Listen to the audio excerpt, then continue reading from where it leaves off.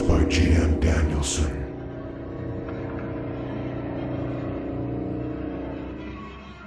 Which Make Men Remember by Jack London.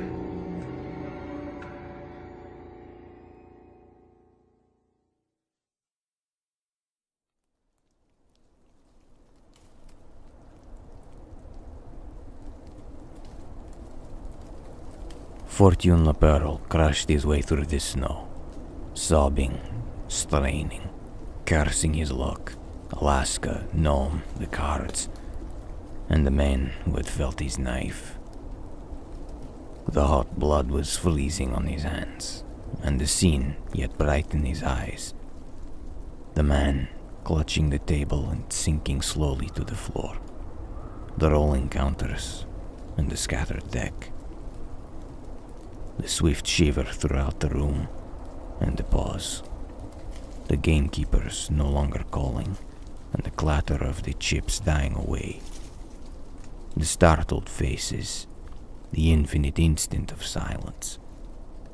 And then the great blood roar and the tide of vengeance which lapped his heels and turned the town mad behind him. All hells broke loose, he sneered, turning aside in the darkness and heading for the beach. Lights were flashing from open doors, and tent, cabin, and dance hall let slip their denizens upon the chase. The clamor of men and howling of dogs smote his ears and quickened his feet. He ran on and on. The sounds grew dim, and the pursuit dissipated itself in vain rage and aimless groping. But a fleeting shadow clung to him. Head thrust over shoulder, he caught glimpses of it, now taking vague shape on an open expanse of snow, now merging into the deeper shadows of some darkened cabin or beach-listed craft. Fortune Laperle swore like a woman weakly, with the hint of tears that comes of exhaustion, and plunged deeper into the maze of heaped ice, tents, and prospect holes. He stumbled over taut hawsers and piles of dunnage, tripped on crazy guy ropes and insanely planted pegs, and fell again and again upon frozen dumps and mounds of hoarded driftwood. At times, when he deemed he had drawn clear, his head dizzy with the painful pounding of his heart and the suffocating intake of his breath, he slackened down. And ever the shadow leaped out of the gloom and forced him on in heartbreaking flight. A swift intuition flashed upon him, leaving in its trail the cold chill of superstition. The persistence of the shadow he invested with his gambler's symbolism. Silent, inexorable, not to be shaken off. He took it as the fate which waited at the last turn when chips were cashed in and gains and losses counted up. Fortune Laperle believed in those rare, illuminating moments when the intelligence flung from it time and space tries naked through eternity and read the facts of life from the open book of chance. That this was such a moment he had no doubt, and when he turned inland and sped across the snow-covered tundra, he was not startled because the shadow took upon it greater definiteness and drew in closer. Oppressed with his own impotence, he halted in the midst of the white waste and whirled about. His right hand slipped from its mitten, and a revolver at level glistened in the pale light of the stars. "Don't shoot. I haven't a gun." The shadow had assumed tangible shape, and at the sound of its human voice a trepidation affected Fortune Laperle's knees, and his stomach was stricken with the qualms of sudden relief. Perhaps things fell out differently because Yuri Brem had no gun that night when he sat on the hard benches of the El Dorado and saw murder done. To that fact also might be attributed the trip on the long trail which he took subsequently with a most unlikely comrade, But be it as it may, he reported a second time. "Don't shoot. Can't you see I haven't a gun?" "Then what the flaming hell did you take after me for?" demanded the gambler, lowering his revolver. Yuri Bram shrugged his shoulders. "It don't matter much anyhow. I want you to come with me." "Where?" "To my shack, over on the edge of the camp." But Fortune Lapero drove the heel of his moccasin into the snow and attested by his various deities to the madness of Yuri Bram. "Who are you?" he perorated. "And what am I that I should put my neck into the rope at your bidding?" "I am Yuri Bram," the other said simply, "and my shack is over there on the edge of the camp. I don't know who you are, but you've thrust the soul from a living man's body. There's the blood red on your sleeve, and like a second Cain, the hand of all mankind is against you, and there is no place that you may lay your head. Now I have a shack. For the love of your mother, hold your say, man," interrupted Fortune Lapero, "or I make you a second Abel for the joy of it. So help me, I will. With 1,000 men to lay me by the heels, looking high and low, what do I want with your shack? I want to get out of here. Away, away, away! Cursed swine! I have half a mind to go back and run amok and settle for a few of them, the pigs. One gorgeous, glorious fight at the end of the whole damn business. It's a skin game. That's what life is, and I'm sick of it." He stopped, appalled, crushed by his great desolation, and Yuri Bram seized the moment. He was not given to speech. This man, and that which followed, was the longest in his life, save one long afterward in another place. "That's why I told you about my shack. I can stow you there, so they'll never find you. And I got grub in plenty. Elsewise, you can't get away. No dogs, no nothing. The sea closed. St. Michael the nearest post. Runners to carry the news before you. The same over the port to Anvik. Not a chance in the world for you. Now wait with me till it blows over. They'll forget about you in a month or less. What of stampeding to York and whatnot. And you can hit a trail under their noses. They won't bother. I've got my own ideas about justice. When I ran after you, out of the El Dorado and along the beach, it wasn't to catch you or give you up. My ideas are my own, and that's not one of them." He ceased as the murderer drew a prayer book from his pocket. With the aurora borealis glimmering yellow in the northeast, heads bared to the frost and naked hands grasping the sacred book, Fortune the Pearl swore him to the words he had spoken. An oath which Yuri Bram never intended breaking, and never broke. At the end of the door of the shack, the gambler hesitated for an instant, marveling at the strangeness of this man who had befriended him and doubting. But by the candlelight he found the cabin comfortable and without occupants, and he was quickly rolling a cigarette while the other made coffee. His muscles relaxed in the warmth, and he lay back with half-assumed indolence, intently studying Yuri's face through the curling wisp of smoke. It was a powerful face, but its strength was not that particular sort which stands girt in and unrelated. The seams were deep-graven, more like scars, while the stern features were in no way softened by hints of sympathy or humor. Under prominent bushy brows, the eyes shone cold and grey. The cheekbones, high and foreboding, were undermined by deep hollows. The chin and jaw displayed a steadiness of purpose which the narrow forehead advertised as single and, if needs be, pitiless. Everything was harsh, and the nose, the lips, the voice, the lines about the mouth. It was the face of one who communed much with himself, unused to seeking counsel from the world. The face of one who wrestled oft of nights with angels, and rolled to face the day with shut lips that no man might know. He was narrow but deep, and fortune, his own humanity broad and shallow, could make nothing of him. Did Yuri sing when merry and sigh when sad, he could not have understood. But as it was, the cryptic features were undecipherable. He could not measure the soul they concealed. "Lend a hand, Mr. Man," Yuri ordered when the cups had been emptied.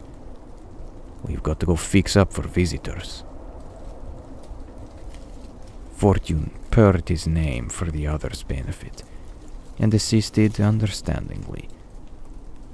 The bunk was built against the side at the end of the cabin. It was a rude affair, the bottom being composed of driftwood logs overlaid with moss. At the foot, the rough ends of these timbers projected in an uneven row. From the side next to the wall, Yuri ripped back the moss and removed 3 of the logs. The jagged ends he sawed off and replaced so that the projecting row remained unbroken. Fortune carried in sacks of flour from the cache and piled them on the floor beneath the aperture. On these, Yuri laid a pair of long sea bags, and over all spread several thicknesses of moss in blankets. Upon these Fortune could lie, with sleeping fur stretched over him from one side of the bunk to the other, and all men could look on it and declare it was empty. In the weeks which followed, several domiciliary visits were paid, not a shack or tent in Nome escaping. But Fortune lay in his cranny, undisturbed. In fact, little attention was given to Yuri Brams, for it was the last place under the sun to expect to find a murderer of John Randolph. Except during such interruptions, Fortune lolled about the cabin, playing long games of solitaire and smoking endless cigarettes. Though his volatile nature loved geniality and play of words and laughter, he quickly accommodated himself to Yuri's taciturnity. Beyond the actions and plans of his pursuers, the state of the trails and the price of dogs, they never talked, and these things were only discussed at rare intervals and briefly. But Fortune fell to working out the system, and hour after hour and day after day, he shuffled and dealt, noted the combinations of the cards in long columns, and shuffled and dealt again. Toward the end, even this absorption failed him, and head bowed upon the table, he visioned the lively all-night houses of Nome, where the gamekeepers and lookouts worked in shifts, and the clattering roulette ball never slept. At such times his loneliness and bankruptcy stunned him till he sat for hours in the same unblinking, unchanging position. At other times, his long-pent bitterness found voice in passionate outbursts, for he had rubbed the world the wrong way and did not like the feel of it. "Life's a scheme game," he was fond of repeating, and on this one note he rang the charges. "I never had half a chance," he complained. "I was faked in my birth and flim-flammed with my mother's milk. The dice were loaded when she tossed the box, and I was born to prove the loss.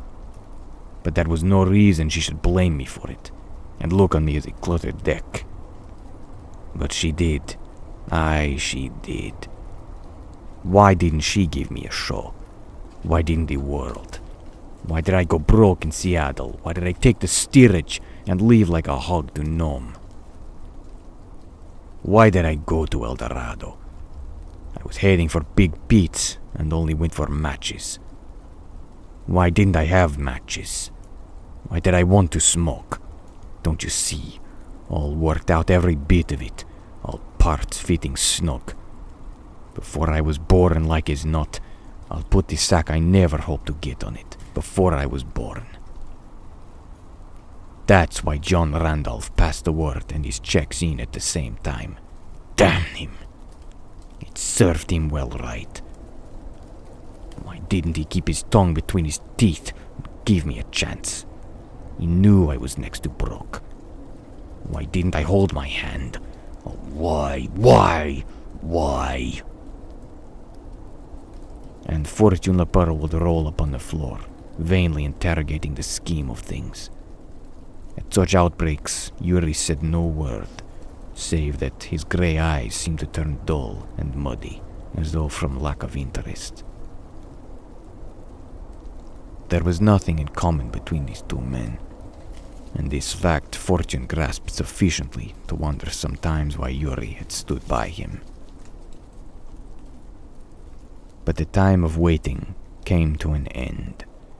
Even a community's bloodlust cannot stand before its gold lust. The murder of John Randolph had already passed into the annals of the camp, and there it rested. Had the murderer appeared, the men of Nome would certainly have stopped stampeding long enough to see justice done, whereas the whereabouts of Fortune Lepore were no longer an insistent problem. There was gold in the creek beds and ruby beaches, and when the sea opened, the men with healthy sacks would sail away to where the good things of life were sold absurdly cheap. One night, Fortune helped Yuri Bram harness the dogs and lash the sled, and the twain took the winter trail south of the ice. But it was not all south, for they left the sea east from St. Michael's, crossed the divide, and struck the Yukon at Anvik, many 100 miles from its mouth. Then on into the northeast, past Koyukuk, Tanana, Minuk, till they rounded the great curve at Fort Yukon, crossed and recrossed the Arctic Circle, and headed south through the flats. It was a weary journey, and Fortune would have wondered why the man went with him, had not Yuri told him that he owned claims and had men working at Eagle. Eagle lay on the edge of the line. A few miles farther on, the British flag waved over the barracks at Fort Cudahy. Then came Dawson, Pelly, the Five Fingers, Windyarm, Caribou Crossing, Linderman, the Chilkoot, and Daya. On the morning after passing Eagle, they rose early. This was their last camp, and they were now to part. Fortune's heart was light. There was a promise of spring in the land, and the days were growing longer. The way was passing into Canadian territory. Liberty was at hand, the sun was returning, and each day saw him nearer to the great outside. The world was big, and he could once again paint his future in royal red. He whistled about the breakfast and hummed snatches of light song while Yuri put up the dogs in harnesses and packed up. But when it was all ready, Fortune's feet itching to be off, Yuri pulled an unused backlog to the fire and sat down. Ever hear of the Dead Horse Trail? He glanced up meditatively, and Fortune shook his head, inwardly chafing at the delay. Sometimes there are meetings under circumstances which make men remember, Yuri continued, speaking in a low voice and very slowly. And I met a man under such circumstances at the Dead Horse Trail. Freighting an outfit over the White Pass in '97 broke many a man's heart, and there was a world of reason when they gave that trail its name. The horses died like mosquitoes in the first frost, and from Skagway to Bennett, they rotted in heaps. They died at the rocks, they were poisoned at the summit, and they starved at the lakes. They fell off the trail, what there was of it, or they went through it. In the river, they drowned under their loads, or was smashed to pieces against the boulders. They snapped their legs in the crevices and broke their backs falling backwards with their packs. In the sloughs, they sank from sight or smothered in the slime, and they were disemboweled in the bogs where the corduroy logs turned end up in the mud. Men shot them, worked them to death, and when they were gone, went back to the beach and brought more. Some did not bother to shoot them, stripping off their saddles and shoes and leaving them where they fell. Their hearts turned to stone, those which did not break, and they became beasts, the men on Dead Horse Trail. It was there I met a man with the heart of a Christ and the patience. And he was honest. When he rested at midday, he took the packs from the horses so that they, too, might rest. He paid $50, 100 weight for the fodder, and more. He used his own bed to blanket their backs when they rubbed raw. Other men let the saddles eat holes the size of water buckets. Other men, when the shoes gave out, let them wear their hoofs down to the bleeding stumps. He spent his last dollar for horseshoe nails. I know this because we slept in the one bed and ate from the one pot, and became blood brothers where men lost their grip on things and died blaspheming God. He was never too tired to ease a strap or tighten a cinch, and often there were tears in his eyes when he looked on all that waste of misery. At a passage in the rocks, where the brutes upreared, hind-legged, and stretched their forelegs upward like cats to clear the wall, the way was piled with carcasses where they had toppled back. And here he stood, in the stench of hell, with a cheery word and a hand on the rump at the right time, till the string passed by. And when one bogged, he blocked the trail till it was clear again. Nor did the man live who crowded him at such time. At the end of the trail, a man who had killed 50 horses wanted to buy, but we looked at him and at our own mountain cayuses from eastern Oregon. 5,000 he offered, and we were broke. But we remembered the poison grass of the summit and the passage in the rocks, and the man who was my brother spoke no word, but divided the cayuses into 2 bunches. His in the one, and mine in the other. And he looked at me, and we understood each other.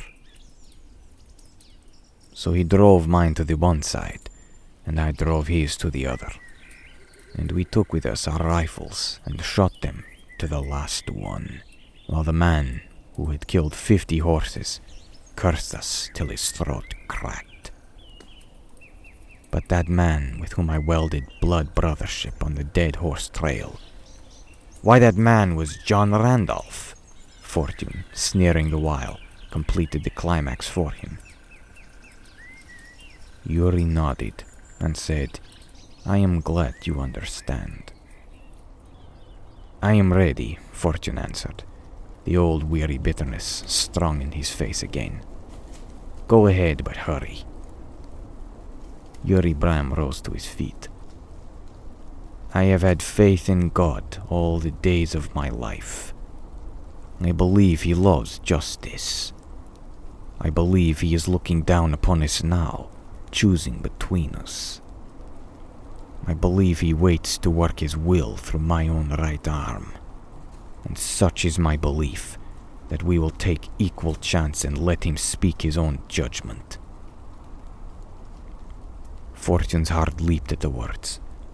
He did not know much concerning Yuri's God, but he believed in chance, and chance had been coming his way ever since the night he ran down the beach and across the snow. "But there is only one gun," he objected. "We will fire turnabout," Yuri replied, at the same time throwing out the cylinder of the other man's Colt and examining it. "And the cards to decide. 1 hand of 7-Up. Fortune's blood was warming to the game, and he drew the deck from his pocket as Yuri nodded. Surely chance would not desert him now. He thought of the returning sun as he cut for deal, and he thrilled when he found the deal was his. He shuffled and dealt, and Yuri cut him the jack of spades. They laid down their hands. Yuri's was bare of trumps, while he held ace, deuce. The outside seemed very near to him as they stepped off the 50 paces. "If God withholds his hand and you drop me, the dogs and outfit are yours. You'll find a bill of sale already made out in my pocket," Yuri explained, facing the path of the bullet, straight and broad-breasted. Fortune shook a vision of the sun shining on the ocean from his eyes and took aim. He was very careful. Twice he lowered as the spring breeze shook the pines. But the third time, he dropped on one knee, gripped the revolver steadily in both hands, and fired. Yuri whirled half about, threw up his arms, swayed wildly for a moment, and sank into the snow. But Fortune knew he had fired too far to one side, else the man would not have whirled. When Yuri, mastering the flesh and struggling to his feet, beckoned for the weapon, Fortune was minded to fire again. But he thrust the idea from him. Chance had been very good to him already, he felt, and if he tricked now, he would have no pay for it afterward. No, he would play fair. Besides, Yuri was hard to hit, and could not possibly hold the heavy Colt long enough to draw a bead. "And where is your God now?" he taunted, as he gave the wounded man the revolver, and Yuri answered, "God has not yet spoken. Prepare that he may speak." Fortune faced him, but twisted his chest sideways in order to present less surface. Yuri tottered about drunkenly, but waited too for the moment's calm between the cat's paws. The revolver was very heavy, and he doubted, like Fortune, because of its weight. But he held it, arm extended above his head, and then let it slowly drop down. At the instant Fortune's left breast and the sight flashed into line with his eye, he pulled the trigger. Fortune did not whirl, but gay San Francisco dimmed and faded.